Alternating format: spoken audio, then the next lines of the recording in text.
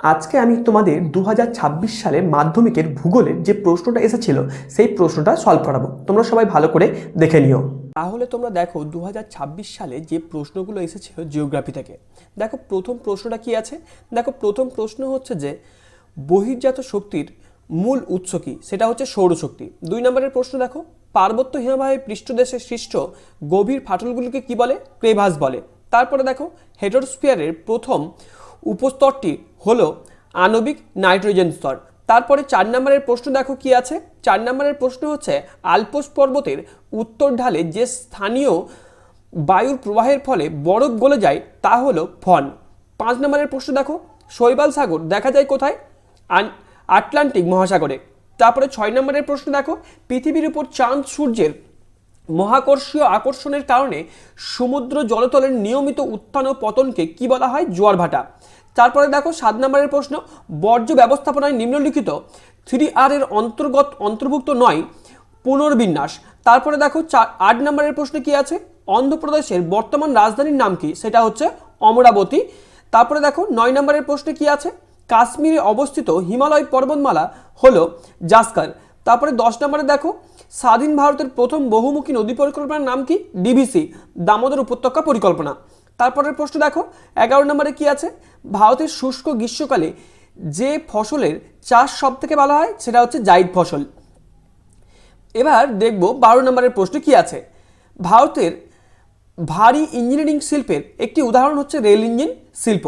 তারপরে 13 নম্বরের প্রশ্ন দেখো ছত্রপতি শিবাজি আন্তর্জাতিক বিমানবন্দর অবস্থিত কোথায়, মুম্বাইয়ে।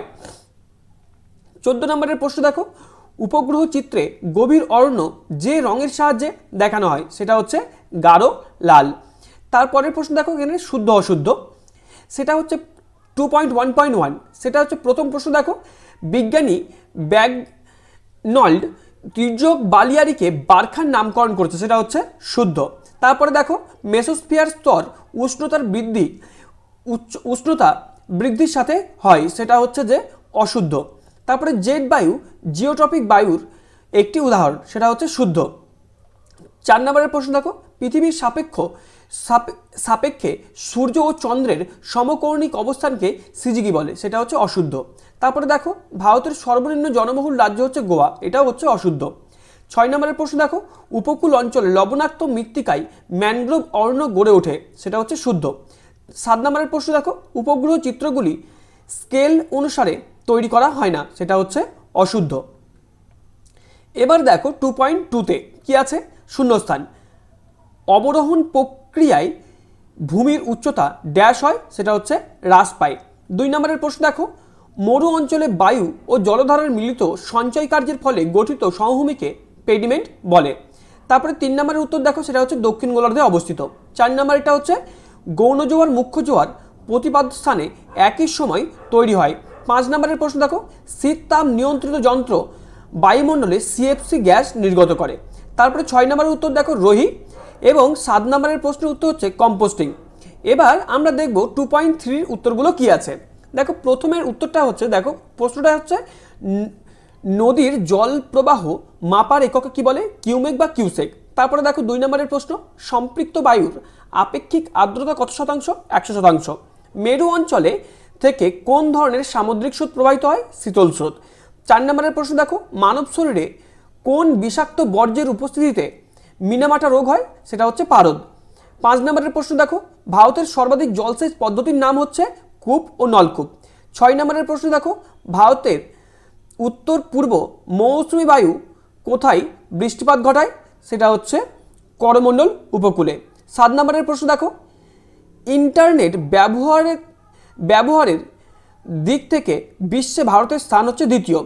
8 নম্বরের প্রশ্ন দেখো ভূ বৈচিত্র্যসূচক মানচিত্রে কোন রেখার সাহায্যে ভূমির উচ্চতা দেখানো হয়, সেটা হচ্ছে সমোন্নতি রেখার সাহায্যে। এবার তোমরা দেখো স্তম্ভ, দেখো ছোটনাগপুর থেকে হচ্ছে পরেশনাথ পাহাড়, অসম থেকে হচ্ছে বরদৈচিলা, হিমালয় থেকে পাইন, তারপর হচ্ছে চিকমাগালুর থেকে কফি। এবার আমরা দেখে নেব যে বিভাগ খ থেকে যে 2 নম্বরের যে প্রশ্নগুলো আছে। দেখো মহাদেশীয় হিমবাহ কাকে বলে, তারপরে অথবা দিয়ে আরেকটা প্রশ্ন আছে, দেখো মরু সম্প্রসারণের সংজ্ঞা দাও। তোমরা উত্তরগুলোকে ভালো করে একটু দেখে নাও। তারপরে 3 নম্বরের প্রশ্ন দেখো ক্যাটাবেটিক বায়ু কাকে বলে। তারপরে অথবা দিয়ে যে আরেকটা প্রশ্ন আছে, অন্তঃক্রান্তীয় অভিসৃতি অঞ্চল বা ITCZ বলতে কি বোঝো? 3 নম্বরের প্রশ্ন দেখো, চিকিৎসা সংক্রান্ত বর্জ্যের সংজ্ঞা দাও। তারপরে দেখো অথবা দিয়ে যে প্রশ্নটা আছে, বর্জ্য ব্যবস্থাপনায় ভরাটকরণ বলতে কি বোঝো? তারপরের প্রশ্ন দেখো 3.4, খাদার কি? কারেওয়া বলতে কি বোঝো? 5 নম্বরের প্রশ্ন দেখো, মৃত্তিকা ক্ষয়ের সংজ্ঞা দাও। এবার আমরা দেখব অথবা দিয়ে যে প্রশ্নটা আছে, জনঘনত্ব বলতে কি বোঝো? তারপরে 6 নম্বরের প্রশ্ন দেখো, মিলিয়ন সিটে ব্যবহৃত RF এবং মেট্রিক স্কেলের উল্লেখ করো। এই প্রশ্নগুলো তাহলে তোমরা দেখে নাও। তারপরে দেখো অথবা দিয়ে যে প্রশ্নটা আছে, ভারতের জরিপ সংস্থার ও ভারতের মহাকাশ গবেষণা সংস্থার সদর দপ্তরগুলি কোথায় অবস্থিত? তাহলে তোমরা দেখলে যে 2026 সালে যে সমস্ত প্রশ্নগুলো এসেছিল সেই সমস্ত প্রশ্নগুলোর উত্তর তোমরা এইটা মিলিয়ে দেখে নেবে যে কে কত নাম্বার পাচ্ছ।